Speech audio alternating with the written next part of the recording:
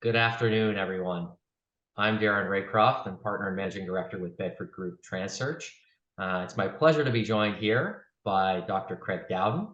And our shared intent this afternoon is to give you a bit of a juicy appetizer, if you will, for Craig's new book, which was now released a couple of weeks ago, A Time to Lead, Mastering Yourself so you can master your world. And as a thank you for joining us today over your lunch hour, we're going to serve up at least a metaphorical main course here over the next couple of days by providing you a complimentary copy of the book on behalf of Bedford Group Transearch. So you're going to hear from somebody at Bedford here over the next couple of days to arrange delivery to a preferable address. You'll get the hard copy of the book. Lastly, before we jump into things, we do have the chat function open, so feel free to kind of ask your questions as we're going along. We're going to save everything to the end, or equivalently, if you want to wait till the end of the discussion, you've got a question for Craig, feel free to type it in or direct message me via the Zoom webinar, and I'm happy to relay those questions to Craig. So without further ado, perhaps I give a bit of a prologue here just in terms of our conversation. I've had the pleasure of knowing Craig for the last 10 plus years, and we've had an ongoing dialogue amongst a number of different topics, but always really centered around our shared passion, which is about leadership. And man, we've had some fertile ground here, Craig, over the last couple of years for those conversations. It hasn't taken much to kind of start ignite those conversations when we connect. One of the things I love about Craig, there's lots I love about you, Craig, particularly your varied wardrobe of Hawaiian-based flower shirts. It always amazes me when we talk. But one of the things I love best is your ability to kind of synthesize the complex, the science, the studies, and distill it, but then connect it to the realities we all face as leaders, which I think is such a huge gap when you read a lot of these kind of business books, and particularly books around kind of psychology and leadership. And I think the structure of this new book really speaks to that pragmatism, right? Where you've got one of our shared generation most admired CEOs in Alan Mulally, the CEO of Boeing and CEO of Ford Motor Company, board member at Google. And he's giving this master class. When I first started reading the book, at the end of each chapter, when Alan comes in and gives the master class, I said to myself, like, oh, this is the kind of KIR. This is the keeping it real section of the chapter, right? It's like, here's all the science, but now here's how it actually comes to life for you day to day in a real example from an admired CEO and how he brought these concepts to life. And speaking of Alan, I had the pleasure of participating in the launch of the book in New York, I guess a couple of weeks back now. And Alan, I know, joined virtually in that Q&A. And as I was vigorously writing, trying to capture everything, all the wisdom that you were speaking to and Alan was speaking to down, there was something that Alan said that really kind of took me aback. And it wasn't because it was something I hadn't heard before. In fact, I kind of heard it many times, almost ad nauseum. But the fact that it came from him not only gave it credibility, but really just kind of, and I'm still thinking about it, honestly, a couple of weeks later. And that was that he had personally never seen such an opportunity for leadership than exists right now. I mean, this is a guy who, turned around major employers in the US in the automotive industry, managed through 9/11. I mean, that's a lot to take in, and I think there's a lot going on in the world, business and otherwise today, but I think that sets some great context, for the book. So I think that might have kind of indirectly asked the why now question to you, but I'm sure you can pull on that thread. But I'll ask it. Why now, and why this book? No, well, thanks, Darren. It's always a pleasure to speak with you and yes, connect around leadership and positive leadership in particular, and how do we make a positive difference in our organizations and communities. And really appreciate that you highlight the evidence-based thread of it, because that's something that for sure that science and practice of positive leadership, positive teams, positive organizations is really critical. And you're so right, and thank you for being a part of that launch live stream with Alan and I. And you're absolutely right. I mean, when you think of it, and why now, it was something that I was contemplating, especially in the early stages of the pandemic. When you're looking at, if you and I had this conversation 2.5 years ago, 3 years ago, and said, okay, so what do you think the world's going to look like? Would we have ever come up remotely, or even if we said there would be a pandemic, could we have envisioned all of the disruption and things that we've gone to in our local communities, in our countries, globally? It's just impossible. Yeah. And so one of the critical ideas that was really that I was thinking a lot about and hosting CEO masterminds where people are, well, how do we figure this out? What do we do? Is that the fundamental idea that great leadership starts with great self leadership. And so that was really the premise that I wanted to take with this book and start to talk about. So what are the key qualities that all of us are benefit from the pursuit of mastering throughout our lifetimes, throughout our journey? And then to have the privilege for Alan Mulally, who you mentioned, the legendary former CEO of Ford and Boeing, to call and say, hey, aware of your work and really want to have a conversation around leadership, and then to be able to talk to him about that and then say, okay, let's bring these two perspectives together, was extraordinarily exciting for me. So I really wanted to get that message out around, well, what do we need to do to lead self effectively before we lead others? Talk to us. You touched on that relationship with Alan. Like, how did it come about? Number one, and what did collaboration as it related to the book kind of look like on a day-to-day or weekly, monthly basis? Well, it was amazing to as he shared on the live stream, just kind of get a call and start talking leadership with just an icon, the book American Icon, written about him, and then just the way that he is and who he is and what he's about was just so inspiring to me. So as I was writing the book and we got together, connected during the process, late in the process, really. And so what my initial vision was to have, and I love that you highlighted that, Darren, was to have, okay, so how do we, so there's science, there's practice, and then one of the challenges can be, okay, so then where does this apply? Are there limits Right. to where this applies? So my initial vision was to have CEOs and other executives who I've coached and worked with to give classes, master classes. And then when I spoke with Alan, I was thinking, okay, who other than Alan, when you're looking for a master teacher for a master class, this is Alan Mulally. And in the conversations I've had with different clients and different conferences and association events, people will say, well, that's great for a small cap or a startup or a mid-size or even, a Canadian company or Yeah. a national organization. But what about when we get into the Fortune 500 and the Fortune 50s? And can you bring these qualities to bear? Do they just kind of lose their potency? And so what I loved was is that Alan Mulally lived that in two of the largest organizations Yeah. in the world. And so when I spoke to him about that and talked to him about the vision, and he was really interested in learning more, and then through our conversations, that morphed into the format of the book, which you highlighted, which is, well, let's talk about the particular quality. And then at the end, Alan and I had in-depth conversations throughout, and then he would speak to how he integrated these qualities into his working together management system. So it was just this beautiful gift, and I'm eternally grateful to be able to have connected with Alan and how he is as a leader, to be able to add that to the book. So it sounds like he lives what he speaks about in terms of the process, even of working with you on the book itself. Yeah, he is. Well, and one of the things I love about Alan is that he just every single day, this is not just buzzwords to him. This is not just, okay, well, let's say, these aren't nice things to say. He truly lives this. Yeah. And as he revealed on the live stream, so one of the things that made him the iconic CEO and one of the most highly respected CEOs of all time was his business plan review, where we sit down and talk about what are we doing and how are we doing. And he does that in his family every Sunday. That's commitment.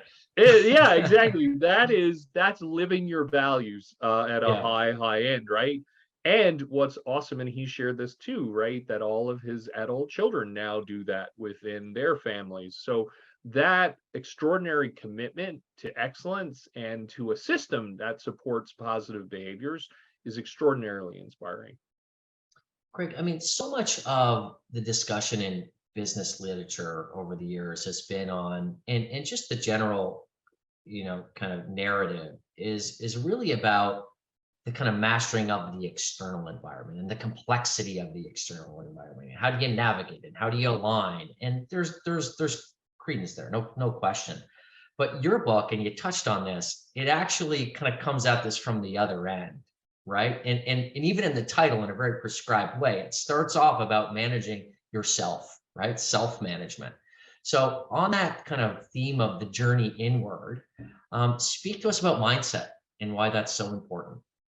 Yeah, well, and it's a great insight that you've shared, Darren, around that, because our mindset is foundational, and it was purposeful on our behalf around starting the book with that chapter, because whether or not what mindset we possess has a profound impact on the experiences that we have, the choices we make, the words that we say. Because if and talk a lot about in the chapter the work of the pioneering and highly respected psychologist Carol Dweck and her work around growth versus fixed mindset, and all of the evidence that shows when we're in growth mode, when we see a situation as an opportunity, we are far more successful. We're much more emotionally resilient. We're more innovative. We're more likely to capitalize on opportunity versus fixed mode, where it's much more shut down, negative, like there's nothing I can do to change my external. And mindset is within our control. I choose to see this as an opportunity or as a dreaded event, speaking with you today. Right. And how I'm looking at it now is going to affect me. So that piece is so often overlooked around, and to your point, and I love that you're making it, well, we look at the external, and then if we're not taking at least an equal look at, well, how am I showing up to this conversation? What assumptions Right. do I have? What are my expectations about what's going to happen? We can have the phrase self-fulfilling prophecy is there for a reason. So making us more aware of our mindset and also the triggers for us. So what are the situations when I'm in at my best self, where I think, you know what, I'm demonstrating the fullest of who I am. And then when am I underplaying my strengths? When am I not showing up to the limits of my potential? And rather than judging ourselves from it, learn it. Say, okay, so what triggered me in that? And what triggered this type of growth mindset versus fixed mindset? This is all incredibly powerful information for us on our leadership and human journey. On that theme, let's get emotional, Craig. And by that I mean mastering our emotions, of course. Look, a lot talked about this, lots of books around kind of emotional management and personal relationships. But again, I go back to the kind of historical view. I can't help but think about that classic phrase, right? It's not personal, it's business, right? This connotation that they're two separate things, right? You've got your personal self, and then you've got yourself at work. And this notion of the leader who doesn't show emotion and can make those hard decisions without getting emotional. Why do you think that was? Number one, that kind of school of thought existed, and why are emotions so important for us as leaders? Well, and it's such a fantastic question, and it's just this bias and also just misunderstanding of being human. When you look at all the Gallup research around engagement is an emotional, right? It's the level of emotional connectivity. What's the secret sauce of human beings? It is our emotions. When we can tap into those emotions, feel fully engaged, feel like, hey, I'm so passionate about this. I'm in a state of flow where I forget about space and time. I'm just so absorbed in what I'm doing. And then it just feels like, oh, this is exactly what I was meant to do. That's what, if you talk to CEOs, founders, any type of organization, board of directors, that's what they're looking for, a culture Right. of peak performance. So to pretend that emotions don't play a role is just absolutely misguided, incorrect, and sets us up to underperform. So then what's really important though, emotions can also be incredibly triggering. They are contagious. So whether or not I'm aggressive and hostile versus I'm calm, I'm centered, I'm optimistic, All of those things matter. So I think the more that we're aware that we bring emotions in as part of our humanity, they are our competitive advantage. They are the people who we work with, that's their competitive advantage. And then our responsibility as leaders is, so how can we really combine them and capitalize them in such a way that we're inspired to produce a better future in multiple domains? And so that, to me, it's an interesting kind of bias that's been there and false belief. I mean, the James Carville from the US election, years ago, where he said, it's the economy, stupid. Gallup just came out with an amazing book by their CEO called Blind Spot and how business leaders missed the rise of global unhappiness and the dire consequences this has for us within our organizations, our communities, and around the world. And so this is the data, coming back to the evidence-based lens, is overwhelming when it comes to the importance of our emotions. And as you were talking, this kind of notion of emotional contagion, right? You can certainly see how that can be great for an organization with the right positive emotions. But as you're talking, I'm thinking about the kind of negative outcome and the multiplier effect on negative emotions, right? And how quickly that could affect your culture, for example, as an organization. Well, it's a great point. And what I really appreciate about your observation, Darren, is how you highlighted the negative. And I don't mean knowing you're a very positive person and looking to have, and it's insightful. That was hard for me to do that, by the way, Craig, to talk about. It's insightful because there was a study done about 20 years ago with the title, or a summary review in the annual review of psychology, with the title, Bad is Stronger Than Good. And so positive emotions are beneficial, there's no doubt. Yet the delta, the size of the magnitude that negative emotions have on us is significantly larger. So a quick example, if you find $20 on the side of the road, you'll be happy. If you lose $20, the emotional impact is significantly higher, even though it's exactly the same. So going back to your great question at the outset, right, about, well, the emotion, in an emotionless workplace. And yet rationally, you would say, well, it doesn't matter. It's the same amount. Nope. Emotionally, we feel it differently.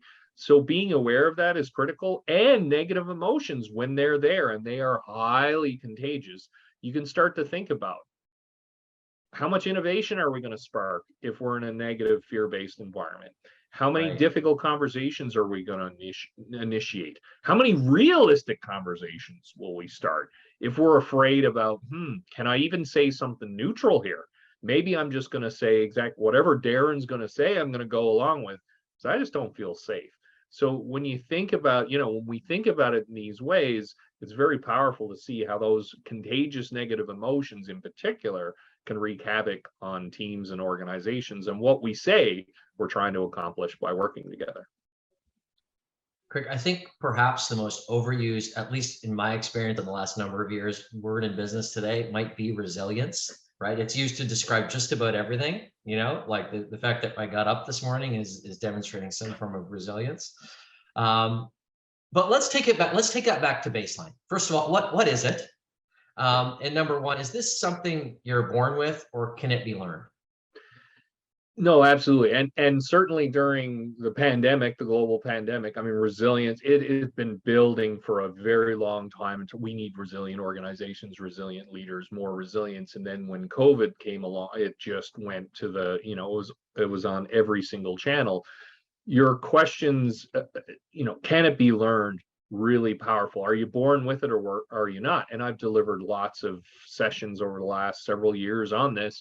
There's overwhelming scientific evidence that shows this is a learnable skill, just like everything else. Now, one important point, we each have a set point. We're dealt a hand when we come into the world. And they found the same finding within the happiness research as an example. So each of us has a certain set point. Absolutely. So a baseline, if you will.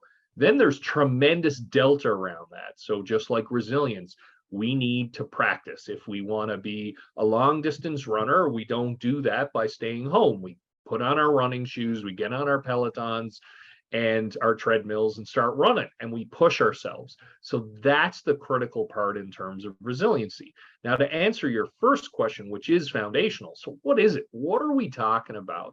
Because so many people can refer to it in different ways. For me, my favorite definition comes from the Center for Creative Leadership. And what they did is differentiate pressure and stress. So pressure represents the extent of the demands that our external environment places on us. So pressure is the extent of the demands that our external environment places on us. Stress is my internal belief about my ability to deal with those demands. And I find, and the feedback I receive, it's just such a brilliant way to understand resiliency. And what's critical is what I love about this distinction is pressure is external. You talked about Right. external and internal, right? Pressure comes from the outside. Stress comes from the inside. It's my judgment. And so this explains beautifully why two people in the same situation can have an entirely different stress response, or building on what you shared, exhibit a different level of resilience. Because if I feel that I'm adequately resourced to deal with the pressures I'm under, congratulations, I'm going to meet those challenges and perhaps thrive in the face of them. Versus if I feel overwhelmed, I'm under resourced, well, now I'm going to exhibit less resilience because I don't have the Right. confidence in myself. And so this is a really powerful differentiator. Let's talk about strengths. And, I think the chapter in the book is Mastering Our Strengths, where Alan makes the commentary around, as a leader, not thinking of weakness, around the table and of your team. And your goal as a leader really being to leverage and optimize the strengths that exist around the table. The Alanism would be love them up, right? I mean, to fully embrace this, I suspect, is a big mind shift for leaders and for organizations. So talk to us about why you think that is. Like, why do organizations kind of struggle and think about things from the weakness dimension, and tie that into their working together management system, Alan's working together management system? No, well, and you touched on one of the reasons I love Alan is that at the center of this working together management system that he's utilized in two top global organizations, iconic organizations, there is a heart with people first, love them up. I mean, it's such a Right. fantastic. And I think when you look at through strengths, once again, we have a misguided assumption around this, a misplaced assumption, which is, well, there's a higher level of benefit if we work on our weaknesses. We have more room to grow. And so why would we look at where we do well? We should be focusing on where we're not, because then we're going to have a higher delta if we focus on it. Well, and I love, once again, to refer to the research where in one of the studies, it was a leadership development program. They had two different types of action plans. Number one, where the participants just focused on their weaknesses. Improvement at the beginning after the program was 12%. Now, many people would understandably say, whoa, what's the big deal, right? It's 12%. Isn't that great? Well, when they integrated strengths and let's look at how do we leverage our strengths even more, the return was 36% improvement, three Wow. times the benefit. And so, and if you even think about elite athletes, sports teams, well, what are you trying to do? You're trying to squeeze out every ounce of potential. And also this taps into our passions, our interests, right? Because these are things that come natural to us. They can come natural to us. So now what a wonderful way to drive development. And you touched on so importantly, Darren, about Alan's working together management system, which is about let's look at how do we put the people around this table, all of the key stakeholders, in the best position to contribute to us working together effectively and put us in the best condition for success. And hey, let's ask them how they can do that. Now, we may or may not agree with them, yet let's try to figure out together how we as a collective can accomplish extraordinary things. And so I love that philosophy about let's not look at it's important to acknowledge what's not working. It's not about pretending it isn't there. It's that, so who are the key players and what are the key talents that they possess that can assist us moving forward? Difficult conversations. pausing for effect on that one a bit, Greg, because I'm sure even as I say it, and I'm sure many people on the line, you hear that and your mind kind of goes to a difficult conversation you had in the past, or maybe one you're dreading in the future. And there's some degree of angst or negative connotation, emotionally that kind of comes up with that. And in my experience, this is one of the things that really separates good leaders from truly great leaders is their ability, the not being afraid to engage in these conversations and in actuality, which I think we'll talk about, how they can actually be something that further kind of develops stronger relationships. This chapter in the book, I got to tell you, I mean, I think we could do an hour on this chapter. Like there was so much here for me. Not that I like have all these difficult conversations in my life, but I just thought there was a lot of stuff that I think is so applicable and we could take to our personal and professional lives. But there's, I promised I wouldn't do a bunch of excerpt reading from the book, but because, there is a lot of them. There's a lot of great kind of pieces to take out here. But in your words, not mine, when we have not initiated the conversation with somebody, we treat them as if we already did and the conversation went poorly. In other words, we judge them for a discussion we didn't even give them a chance to participate in. Mm-hmm. I mean, to me, that's a call to action, right? And it really kind of quantifies the output of inaction to have that conversation. So, I mean, you can pull this one in any thread you want, Craig, but let's maybe kind of start it off with the image of the iceberg as a metaphor for the difficult conversation. No, well, and it's such and I agree with you in terms of the most successful leaders, executives, founders, right, CEOs, they are continually committed to mastering having difficult conversations. And Adam Bryant, the former New York Times columnist and the best-selling author of The Corner Office, I love how he framed it, called them adult conversations. and and to me, what's critical is that a lot of times we don't engage in conversations that are absolutely critical.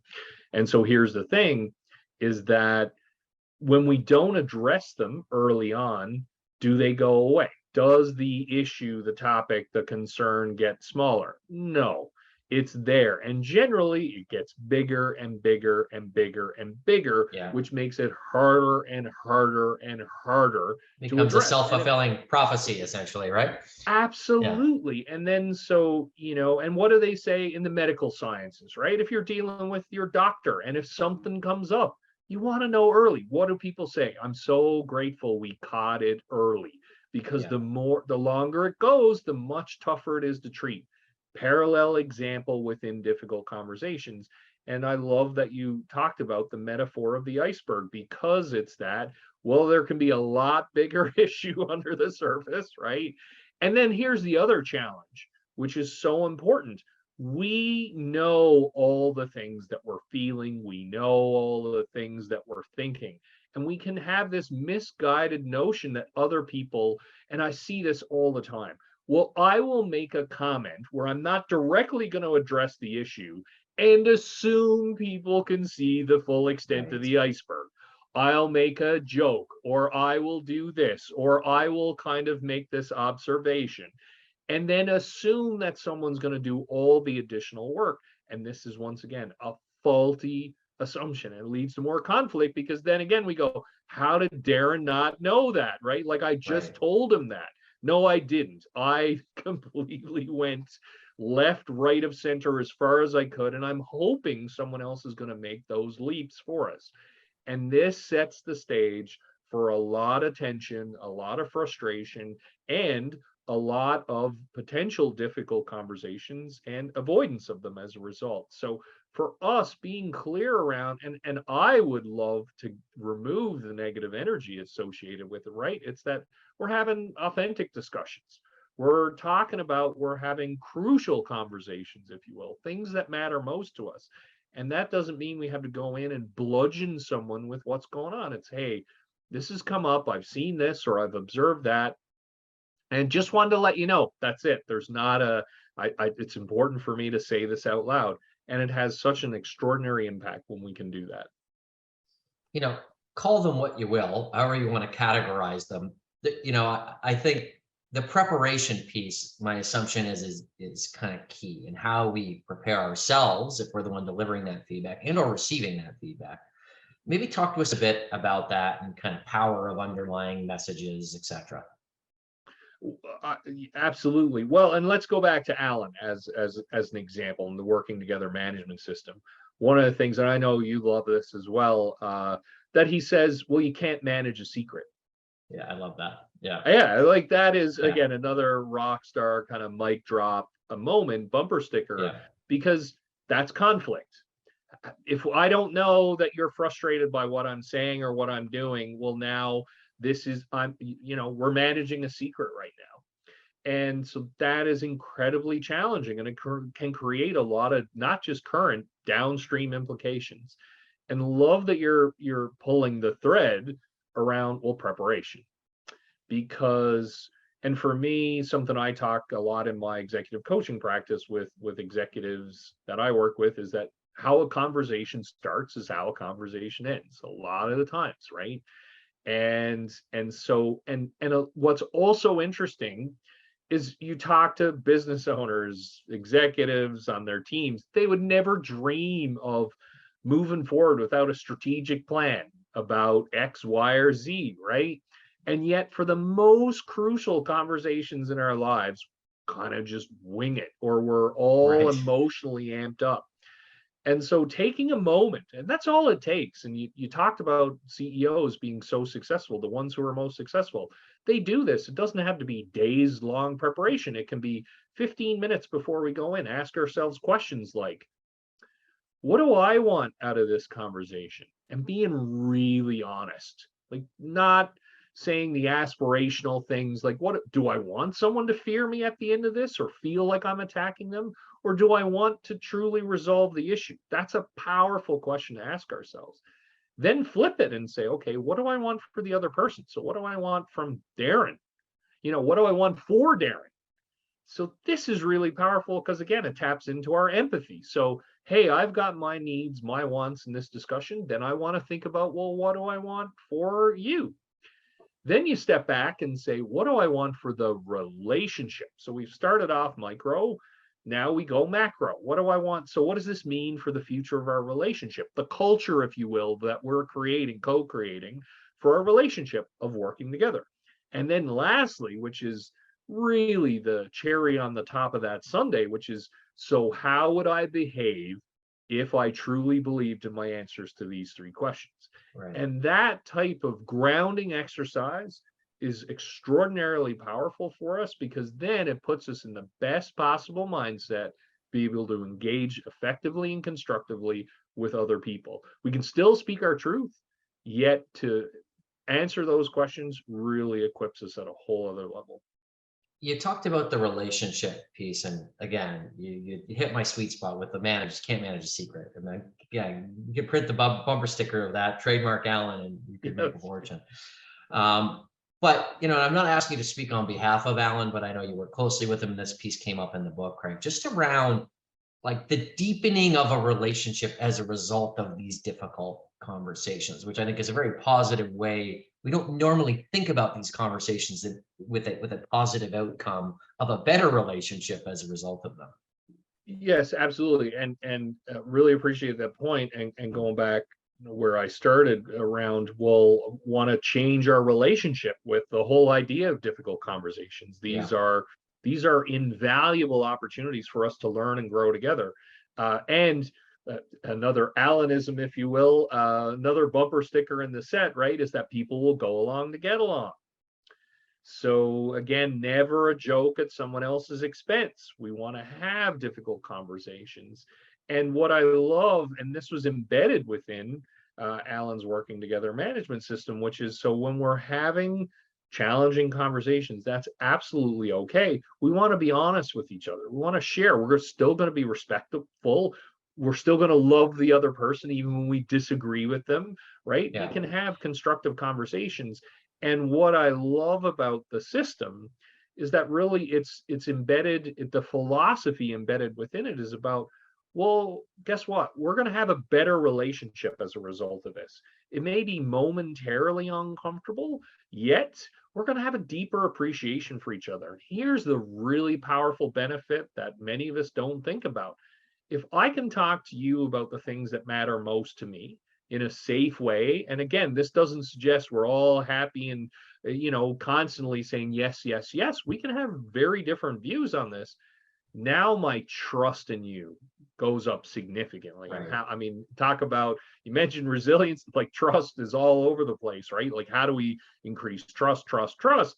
And so that is an essential element of our relationship now. And so if I feel I can trust you, I'm more likely to bring things. Again, we're not going to, the likelihood of us managing a secret is incredibly low. I'm going to want to go to the ends of the earth because I appreciate, you know what, as opposed to other people that I'm not sure I have that strength of relationship that we can go there. And one of the things that, another amazing opportunity I had was listen to William Ury. So he's one of the top negotiators and conflict experts in the world. And he gets called into all of the most challenging situations globally. And so he wrote Getting to Yes and Getting Past No. And what he shared, and I love this metaphor coming back to it as well, is that no matter what topic you need to discuss with someone, our ability to do that effectively relies on the strength of the container to hold that conversation, right? And I just Right. love that, because if that trust is weak, well, we're not gonna discuss the things that matter, or we're gonna hedge, we're gonna hold back. And what I love about Alan working together, management system, it's all around. So how do we build the strongest container, the system, if you will, to contain these conversations, to host these conversations so we can learn and grow and have profound respect and appreciation. And another finding from the conflict literature, right, which is a lot of the vast majority of cases, it's not about whether or not we agree and you tell me what I want to hear. What I most want is to recognize and appreciate that you've heard me, Right. even if you choose something else. You've engaged with me respectfully. My opinion matters. If you look at quiet quitting and the great resignation, anything else, well, that's one of the pieces, right? Do people feel heard and valued and a part of where we're going? So much that comes from this line of research. I mean, to circle back to the start, I know we kind of laughed heading into this event today, right? Because we said, like, this is a conversation you and I probably would have had either way about the book. It's just we've kind of opened up the floodgates to have some others kind of peek in and watch us. And as I said, a lot of our conversations around authenticity and authentic leadership. But speak to us about, is there a difference between just being authentic and authentic leadership? It was, and thank you for asking about that. And it's the chapter that I closed. It was an intentional choice again to close it, because there's been a lot of discussion about authenticity and then almost like resilience as well. Like, it goes in a myriad of different directions and trying to track that down. And then there's also understandable criticism around authenticity. And in some could argue many cases, it's almost been used as an excuse to act like a jerk, to be Yeah. mean to other people. Say, you know what? That's who I am. That's who Bob is. That's who Sally is. Get over it. Not Right. my issue.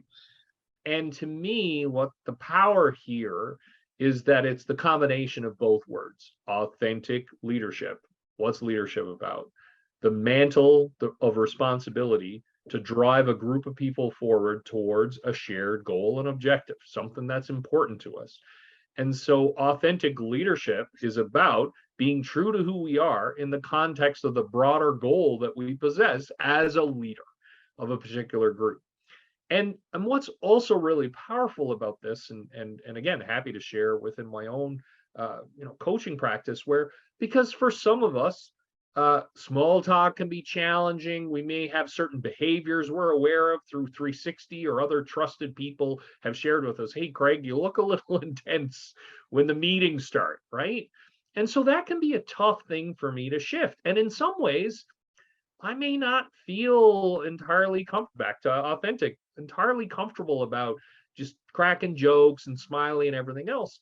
Now, here's the really important thing, though. If I'm really intense and people pick up on it and go, oh, is Craig mad? Is he upset?